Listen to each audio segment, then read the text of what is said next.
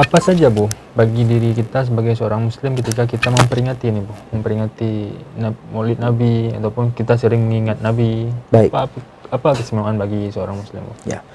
Cinta kepada Rasulullah sallallahu alaihi wasallam membuahkan syurga, berbuah syurga. Saya baca di sebuah kitab tapi saya lupa nama kitabnya, dan ini mungkin ceritanya sudah sangat populer, bahwa Abu Jahal itu setiap Senin mendapat keringanan. Abu Jahal sendiri kan kalau bahasa saya dedengkot bandit pada saat itu, yang selalu merencanakan bagaimana Nabi Muhammad itu dihabisi, dan dia yang berada di depan. Tapi setiap hari Senin beliau mendapat keringanan dari Allah. Kenapa?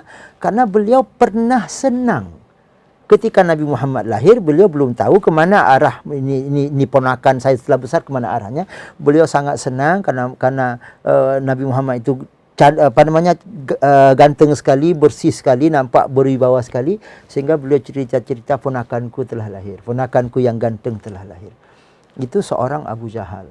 Bayangkan kita yang cinta kepada Rasul, tapi tidak diarahkan ke Maulid saja.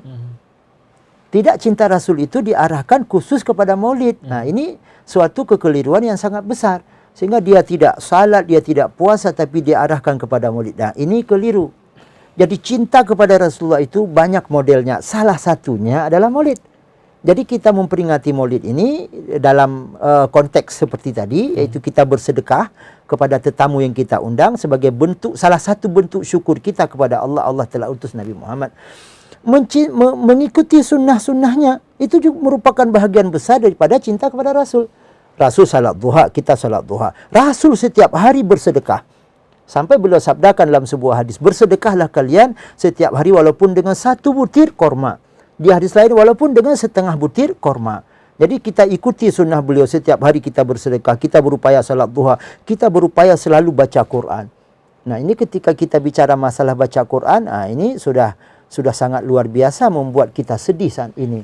Sudah banyak umat Islam yang sudah tidak baca Quran.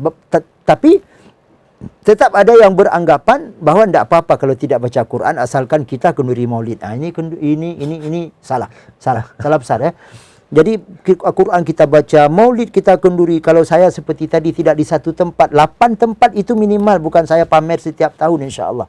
Kalau saya punya banyak rezeki sampai 15 tempat saya bantu di sini, kenduri di sana dan sebagainya. Tapi kita kalau fokus kepada itu saja, sunnah Rasulullah tidak kita ikuti, ini sungguh sesuatu yang sangat-sangat keliru. Dan sebenarnya ketika ada Maulid, kan momennya salah satunya adalah kita ajak umat Islam ini kembali kepada rumah kita. Apa itu? Yaitu tuntunan Rasulullah. Kita tarik. Oh, selama ini saya belum ini. Saya salah begini, saya salah begini. Seperti kejujuran. Kejujuran kan sekarang saya tidak tahu berapa persen manusia yang jujur. Ketika misalnya dikaitkan dengan orang-orang yang punya jam kerja dari jam sekian sampai jam sekian, kadang-kadang rajin di absennya saja, jujur di absennya saja. Ini sudah di luar apa yang dicontohkan oleh Rasulullah dan di luar apa yang digariskan oleh Rasulullah. Jadi intinya saya rasa kenduri Maulid itu merupakan salah satu momen untuk kita bersyukur kepada Allah karena Allah telah utus Nabi Muhammad, dan juga supaya kita ingat kembali. Dan jangan lupa di ujung Maulid ikuti sunnahnya, ikuti ajaran Rasulullah. Tapi ada batasnya. Ketika Rasulullah sampaikan, ma amartukum, apa yang aku perintahkan kalian, maka lakukan berapa kalian sanggup. Salat duha berapa sanggup? 2, walaupun Rasulullah laksanakan 8, ada riwayat 12, kita sanggup 2, bismillah. Salat qabliyah zuhur kita sanggup 2, ajaran Rasulullah 4, kita sanggup 2, bismillah.